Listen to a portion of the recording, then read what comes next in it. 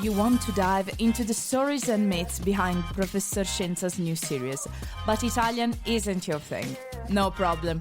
You find all the conversation translated in English in the new Mama Jumbo Shrimp book, an Italian wine pilgrimage with Professor Attilio Scienza. Now available in English on Amazon. Welcome to this special Clubhouse session of the Italian Wine Podcast. Listen in as members of the Italian wine community engage in fascinating conversations about contemporary wine topics. If you enjoyed the show, please consider donating through ItalianWinePodcast.com. And remember to subscribe and rate the Italian Wine Podcast wherever you get your pods. Hi everyone, this is Beatrice welcoming you to the Italian Wine Clubhouse Ambassadors Corner, one of the top-ranked shows on Italian Wine Podcast. Here, our ambassadors get the mic to interview their favorite producers with total freedom. And if you miss it live, no worries, it's all recorded and dropped later on the Italian Wine Podcast. Today's guest host is Ekaterina Vislinskaya. Ekaterina is a certified wine sommelier and a wine blogger. She holds WSET Level 3 qualification and is an accredited Italian wine ambassador. Today, she's going to interview Mariano Buglioni. So, Mariano and Ekaterina, how you doing, guys? Hello, ciao. Doing well, everything okay? I'm very good. Good morning, hi. Perfect. Ekaterina, are you ready for our ritual question? Yes, I'm ready. Let's start. So, when did you first meet Mariano Buglioni? Bea, first of all, let me introduce Mariano to our audience. Mariano Buglioni represents the second generation of the Cantina Buglioni. These are Valpolicella, Lugano, Bardolino wine zones. Mariano is the owner of the Cantina Buglioni along with Alfredo Buglioni, the first generation and the boss. On June the 29th in Almaty, I represented Cantina Buglioni Winery at the third Vinitaly Kazakhstan Roadshow. You know, when you have the chance to represent excellent wines, it doesn't really feel like work. It's a pure pleasure. Mariano, thank you very much for giving me such an opportunity. And I would like to interview you following the Vinitaly Kazakhstan Roadshow. Mariano, welcome to the Italian Wine Podcast. And it's a pleasure to have you with us today. Thank you, Ekaterina. I'm very pleased and very happy to be here today and to be part of this roadshow. Have a nice interview, guys. Thank you, Bea. So, Mariano, let's get down to business. I'd like to start with the first question. Mariano, I know that your family has been in the wine business since the 2000s. You represent the second generation. Could you please tell us the story of Cantina Buglioni and your family's journey into winemaking? Yeah, it's a strange story because my family has been involved recently in the wine business just by coincidence. Because my father in 1993 bought a rustic house, just to go and live with the family in the middle of the countryside. And in the moment we purchased the property, after the first visit, we realized that next to the rustic house, there was this beautiful vineyard, but we didn't know what to do with the vineyard. And so we were like a little bit scared. What should we do with the grape once it is ready?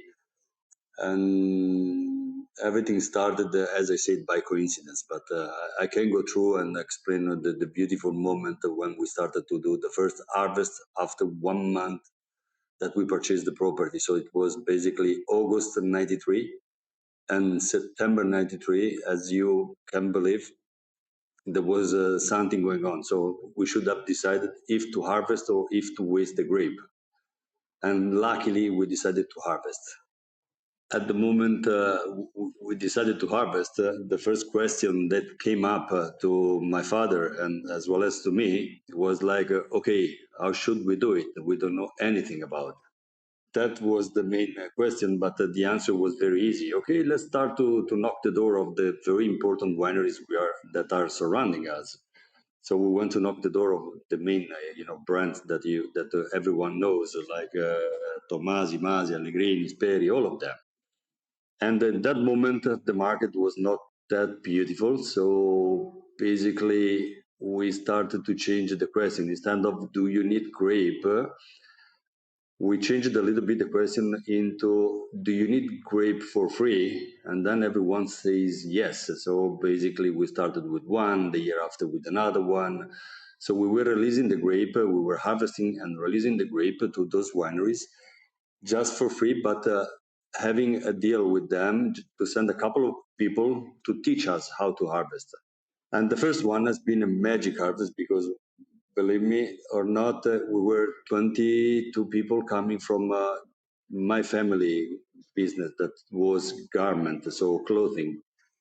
And no one of us, did the harvest before. So imagine 20 people in the middle of the fields, in the middle of the vineyard, starting cutting and following the instruction that those people were giving to us, those two guys were giving to us. So this is Corvina, so we should start with that, and then we move to the other line and we start with Corvinone, and the day after we go to Rondinella. And we were just listening. We didn't know anything about the Corvina, Corvinone, Rondinella, and so on and so on.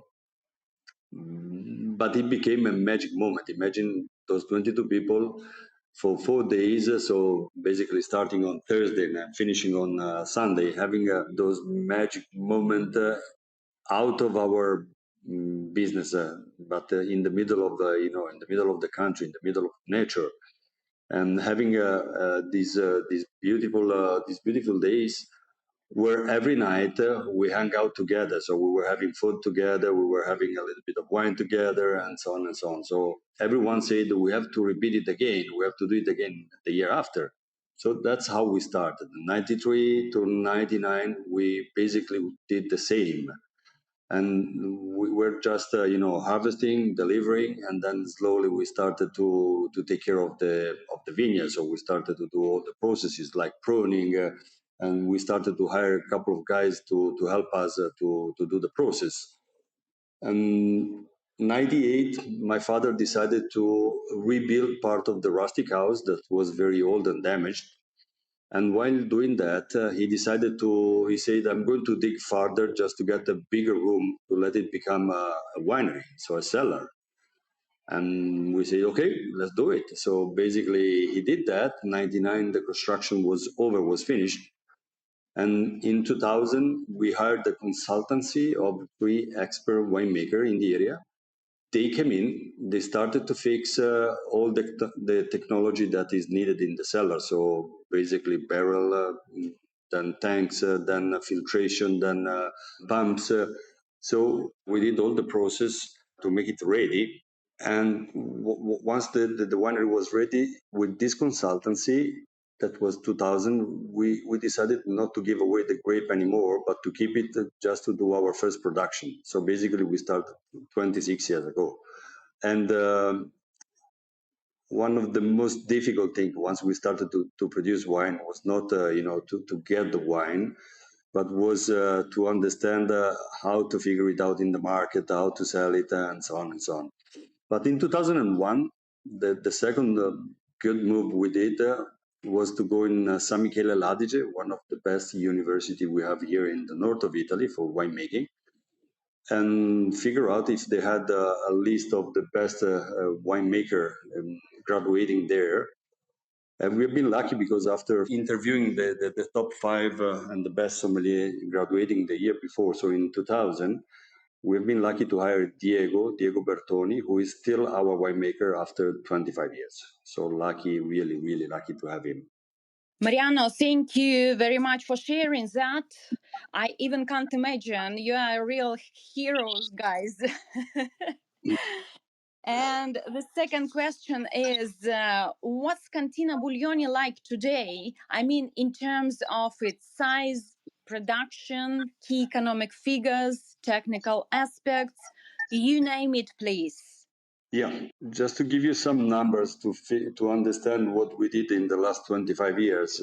We started in the first, as I say, the first moment that the vineyard was almost 5 hectares in the Valpolicella Classico area in San Pietro in Cariano.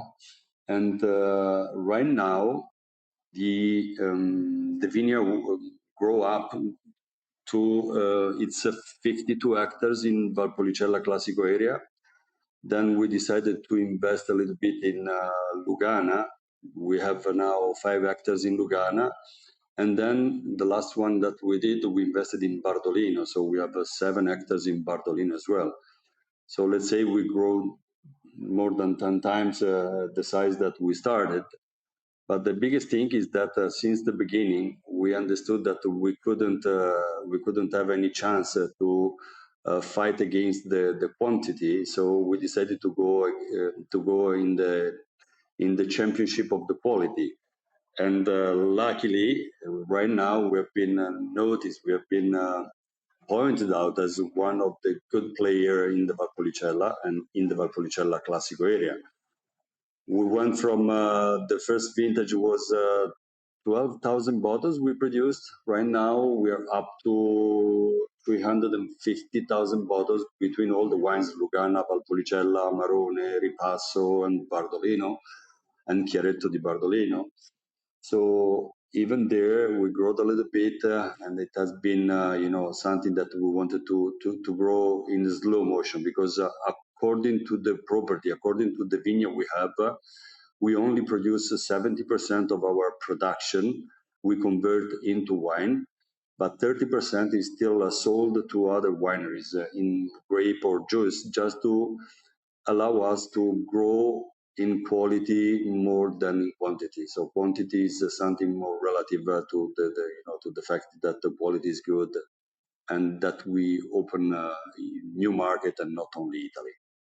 Great answer. Thank you, Mariano. And before we continue, let's introduce our listeners to the wines you currently produce, shall we?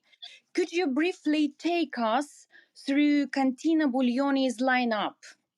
Sure, Caterina. It's easy because basically we produce all the wines that we are allowed to produce in Valpolicella, a part of the fresh Valpolicella, because we decided that our basic one, so the entry level of our quality should have been Valpolicella Superiore.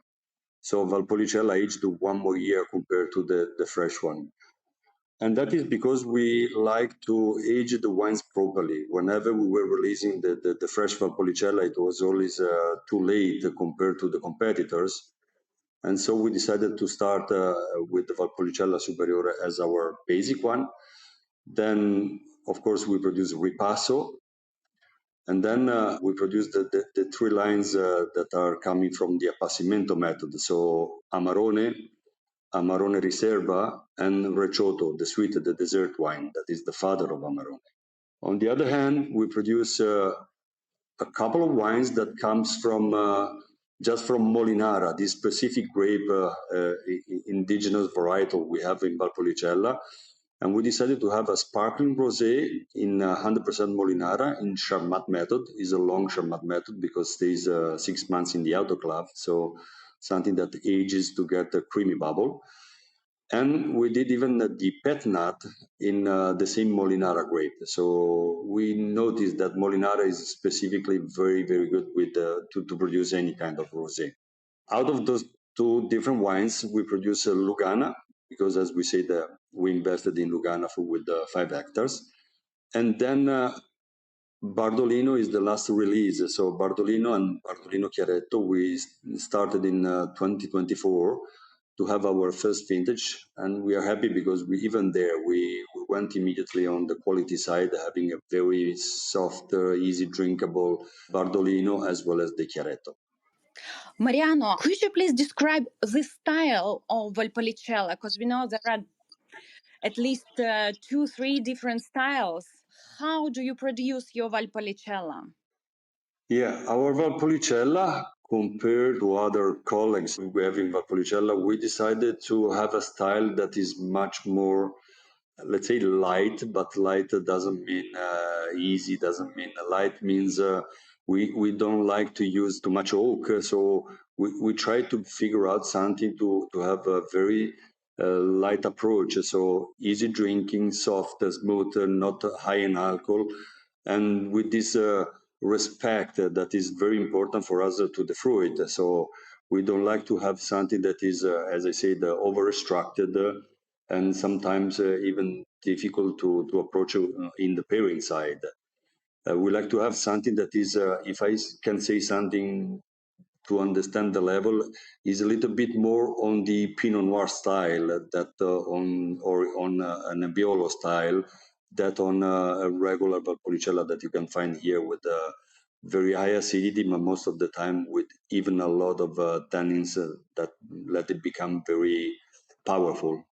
Yeah, and even during Vinitaly in Almaty, when we opened Amarone, the vintage of 2019, every professional's marked that it's really ready to drink right now.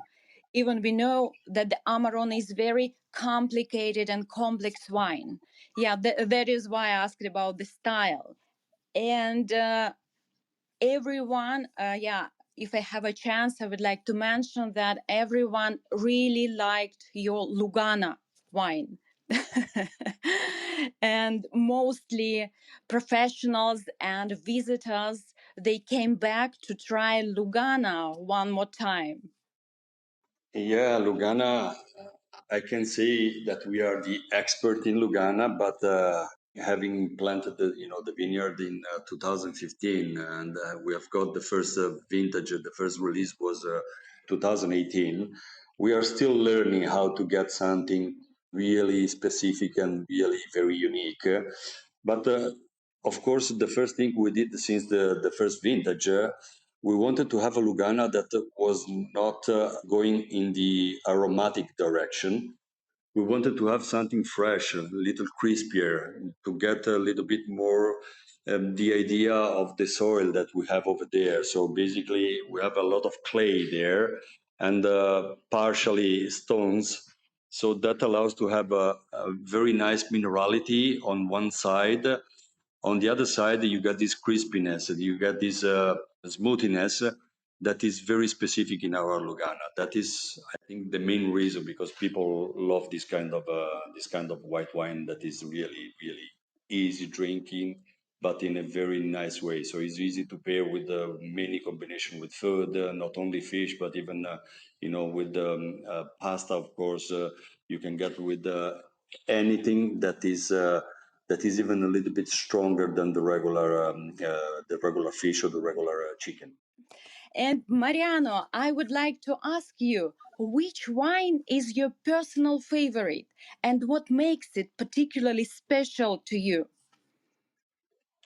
It's a very difficult question and difficult even how to answer because as I keep saying to everyone, to me, there is not just one wine because if you're in the summertime, and I cannot say that my favorite wine now is Amarone because of course summertime you cannot you cannot drink Amarone even if our Amarone is very light, very soft, very smooth, not too rich in tannins and so on, but it's something you don't drink in during the summertime.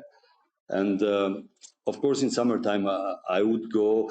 By the way, first of all, I'm more a red drinker than a white drinker. So I prefer red wines if I have to choose instead of white wines. So my favorite right now is one of the Valpolicella, one of the two Valpolicella we produce that is named 44 Verticale. 44 Verticale is a very special Valpolicella Superiore that is really basically a little richer Pinot Noir, but super smooth, super soft, super easy pairing with the beautiful acidity, tasting like raspberry. So it's really, really, really very unique. We produce it, let's say, it's not an easy way, but is something that they used to do in the past. We do basically cryo maceration during the fermentation. So basically, we add the dry ice on top of the mast while fermenting. And that technique allows to respect and not to oxidate the grape that you are fermenting. So when respecting that, you get a very unique thing that is you avoid to oxidate one molecule that is very important and present in the Corvina grape, even in Corvinone, but mainly in Corvina, that is called rotundone. Rotundone is the specific molecule that if you do not oxidize it, it keeps the spicy note. You get the spicy note of white pepper, so very elegant and soft pepper, together with this roseberry instead of cherry note. At the moment you do not respect it and you oxidize this molecule, having the regular fermentation with a lot of oxygen inside and so on, this molecule converts immediately into the cherry note. So that's the reason that our 44 Verticale is not super cherry, but is more raspberry, and has this white pepper spicy note that is really very unique. Super easy to pair with something spicy, any spicy food, but it's really super elegant. Thank you very much. Yeah, it's really very insightful and respect the grape. Sounds awesome. Thank you for being so open. And the next question is, Mariano, in your opinion, which market is growing faster at the moment? A local or international one? And which markets are most important to Cantina Buglioni at the moment? And are you looking to expand it to any new ones? Yes, even this one is a difficult question because right now, the market is not thrilling. But I can say that thanks to what we did in the last 25 years, we are very stable in the market. Like for us, the main market is still Europe. Europe, considering all the countries we have in Europe, is a market that is still growing. We are opening new regions, so new states in Europe, and is growing much more than what is growing America. Where in America we have one importer, and we are doing a good job. But they are doing a good job for us. We are really happy with them. But Europe is growing faster. Is growing better than America in this moment. That's the reason we started to have a look to other countries. Other countries, like for example, one of the youngest one we opened has been Costa Rica, has been Mexico. We are about to go and try to figure out if South America is one of the potential market that is growing. Brazil is a difficult market, but is a growing market. And one of the beautiful surprise we had during last Vinitaly had been that we have been approached by one delegation from Africa, and basically from Nigeria and Kenya and Cote d'Ivoire. And it seems that in November we should start exporting even in Africa for the first time. So we are really super excited to do that, to go visiting these new potential markets that are becoming extremely important even for other producers, other colleagues that we have in the area. I'm dying to know who designed your absolutely amazing labels. Mamma mia, dear audience, they are a masterpiece. I explain the typography, the color scheme, the texture of the paper itself make your labels stand out, really. Tell us, please, everything. People keep saying that our label shows that we are coming from a different business. So we are coming from fashion. So we have a very specific touch and a very specific, attention to all those details, like a label, the typography aspect, the paper we use. Imagine that the paper we use for our label has a blend. It's not a pure paper, but has a blend with a little bit of cotton. And the paper has been called cotton because it has cotton inside. So the touch that it has, the thickness, the effect that you get while touching it is really extremely unique. So we designed it together with a couple of graphic designers, trying to have the chance to reflect on the label what you can find inside the bottle. So changing the color of the ground, but trying to keep the same typo, as well as the same approach to the brand. We believe that we did a nice job, because most of the people, they don't get disappointed once they taste the wine, just having the label in front of them, because it really reflects what is inside, and that was for us the most important job to do, because usually you get some ugly label with very good wines inside, or the opposite, a beautiful label with something different inside. And that is a little bit tricky sometimes, because even the consumer get a little bit frustrated, because the label was magic and beautiful, and inside the wine was not as good as what was showing outside. So really, it took more than 2.5 years to define this new label that we started a couple of years ago. So it's really, now we are extremely happy about what the job we did. Yeah, really, it's a great job, because everyone mentioned that the labels differ. Thank you very much. For me, yeah, it really matters when the wine inside is equal to the visual identity of the labels. Thank you very much, Mariano. I appreciate you sharing your perspective on this. And the last question, what does winemaking mean to you personally? Because 26 years, oh my God, past. To produce wine, I keep saying, to produce wine for most of the producers is just a job. For us, has been a little bit more than a job. Has been something that started by chance, by coincidence, and became immediately like a real passion. So we decided since the day one that whenever we couldn't do a wine that was good enough, we couldn't bottle it. We couldn't use, our label, our brand, and just trying to sell it. So we decided to sell 30%, 35%, it depends on the vintage, of the production for that reason, just to get the opportunity to choose the first quality in grape.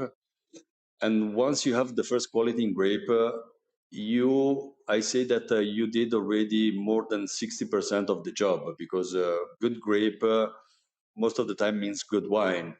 It can only be something bad that could happen in the cellar, so some mistake, but usually we try, to get a huge and a very important focus even on the vinification side.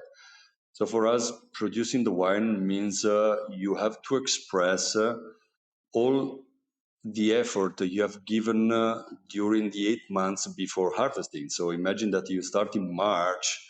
No, sorry, you start in November pruning, and then January, February, you keep pruning the youngest one. So you go pruning a little bit later. And then March, April, May, June, you start to do all the real process, like spraying, like what is extremely important to get the good grape, like a green harvest that we do every year. And during this process, you have to express from the grape you get all the job. So if you did a good job in the months before, you can get a good grape. If you did not, and you were just doing, regular effort and nothing special, you get a regular grape. And from regular grape, it's very difficult to get a very good wine. So wine for us is just the result of what you did the months before. It's something that starts in the fields and not in the winery. Winery is just the place where you conclude, you go to the conclusion of what you did the months before. So it's basically, in the garment we say, when you're sewing a garment, but all the things that you did before is the most important thing, because just sewing something that is not good, you don't get a good dress or a good cloth or a good suit. So basically, good wines come from all the process that you had before. You know, Mariano's, their family, they opened a first bar in Veneta to sell their own wines. Yeah, I think it's a great marketing move. Mariano, maybe you will tell us just 1 minute we have about wine bar in Veneto restaurant, your wine relay, and you can invite people to come to your place. Yeah, everything started because when we began to produce wine, we didn't know how to sell it, and we were trying to approach, the different agents, the different distributors, but everyone had given the same answer, and the answer was an easy one. Like, for you, it's just an hobby because you come from a different business, and you're going to quit very soon because it's an expensive hobby and takes a lot of time, to be recognized in the market. So we understood that, and to start to sell the wine, to start to figure out if the quality of the wine we were producing was good, and Diego was doing a good job. So our Diego Bertoni winemaker was doing a good job. We decided to open this Osteria. Is a wine bar that we have in downtown that is called Osteria del Bugiardo, and that's got the name from our ripasso. Our ripasso that has been named Il Bugiardo means the liar. The liar because once we wanted to figure out how talented and good Diego was, we asked one of the best sommelier here in the city of Verona to come in the winery and taste his wines. While tasting ripasso, he said, "This is a very nice, soft, elegant, not so much alcoholic Amarone." We said, "Thank you, but this is not an Amarone, it's just a ripasso." So he was a little bit shocked and disappointed. He said, "If it's not an Amarone, this is a liar wine." And my father, in 3 seconds, says, "Okay, let's call him the liar." And a few months after, we decided to open this wine bar just to promote the winery, just to get, to know if we were doing the right things, the right job or not. So we opened this wine bar, Osteria del Bugiardo. And then we decided to go in this hospitality side. So basically 2005, we opened the first one. And then 2008, we opened in the middle of the vineyard, Locanda Buglioni. So it's this beautiful old house, rustic house that we converted into a restaurant. It's a typical Italian restaurant where we do all the tasting during the winery tour. People can come, can enjoy tasting the wines while we are serving food that is paired together with the wines that you're tasting in that moment. And then we opened the Dimora Buglioni. Dimora Buglioni is a little agri-relay with 16 rooms in the middle of the vineyard as well. So one is 500 meters from the other, just walking wise in a couple of minutes, but all in the property that we have in San Pietro in Cariano.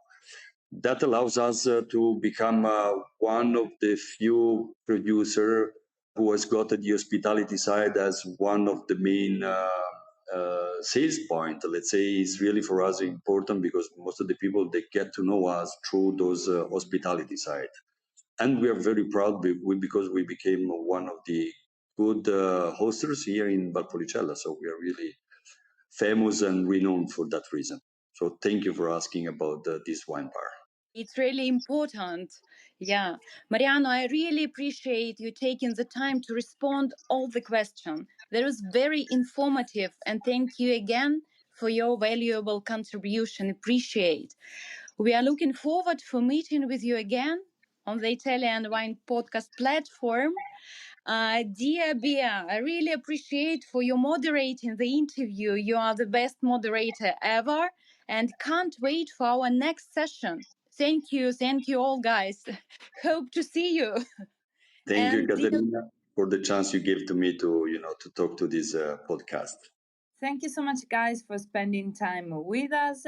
For those who are interested to participate, just send us a DM through our Instagram or mail our Italian Wine Podcast producers at info@italianwinepodcast.com. Thank you, everyone, for listening in. Thank you, Caterina. Thank you, Mariana, again. And this is a wrap from Italian Wine Podcast. Ciao, ciao. Ciao, ciao. Ciao a tutti. Listen to the Italian Wine Podcast wherever you get your podcasts. We're on SoundCloud, Apple Podcasts, Spotify, Himalaya FM, and more. Don't forget to subscribe and rate the show. If you enjoy listening, please consider donating through ItalianWinePodcast.com. Any amount helps cover equipment, production, and publication costs. Until next time, cin cin.